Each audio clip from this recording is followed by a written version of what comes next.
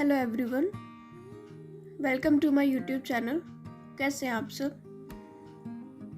आज हम इसमें न्यू ब्रांच के बारे में पढ़ेंगे। कल हमने पिछले वीडियो में इलेक्ट्रिकल के बारे में पढ़ा था। आज हम इलेक्ट्रॉनिक इंजीनियरिंग के बारे में समझेंगे। इलेक्ट्रॉनिक इंजीनियरिंग क्या होती है, इलेक्ट्रॉनिक इंजीनियरिंग में क्या क्या चीज़ें आती है, कैसे डील किया जाता है, A to Z सारी चीज़ें हम इस वीडियो में कवर करेंगे। तो इस वीडियो में अंत तक बने रहिए और बिल्कुल भी स्किप मत कीजिए, क्योंकि बहुत छोटी छोटी बेसिक चीज़ें होती है जो हम स्किप कर देते हैं, वही हमारे काम की होती है।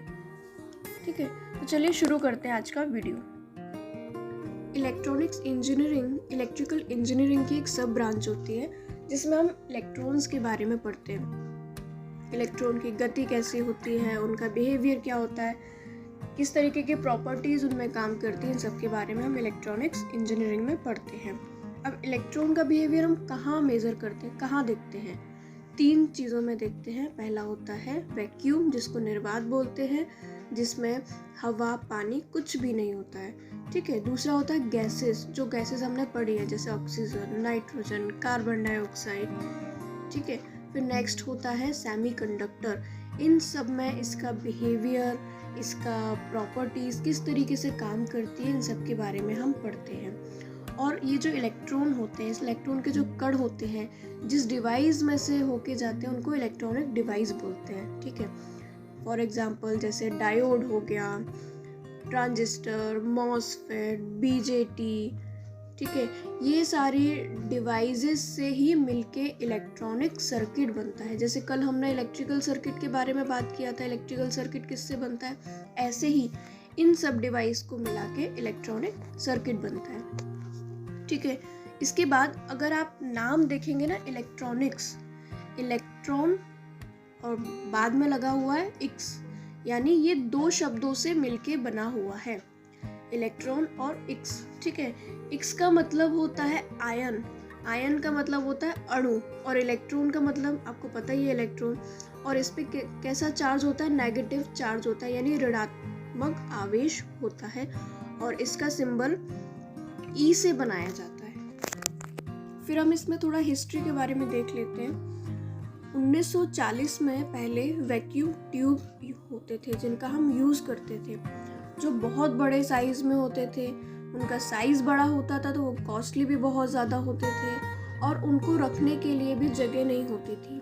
ठीक है। तो फिर क्या किया, साइंटिस्ट लोगों ने कुछ रिसर्च किया, कुछ डेवलपमेंट किया। उसके बाद इलेक्ट्रॉनिक कंपोनेंट की खोज की, जो कि डायोड, ट्रांजिस्टर, जो मैंने आपको अभी बताया था, इन सब से मिला के एक इंटीग्रेटेड सर्किट बना दिया।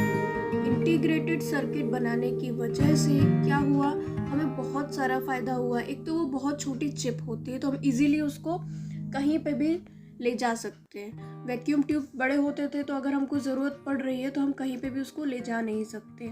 ठीक है। फिर इसके बाद वो कॉस्टली भी कम हो गया, मतलब वो ज़्यादा महंगा भी नहीं रहा, और उसको आसानी से हम यूज़ कर सकते हैं। ठीक है।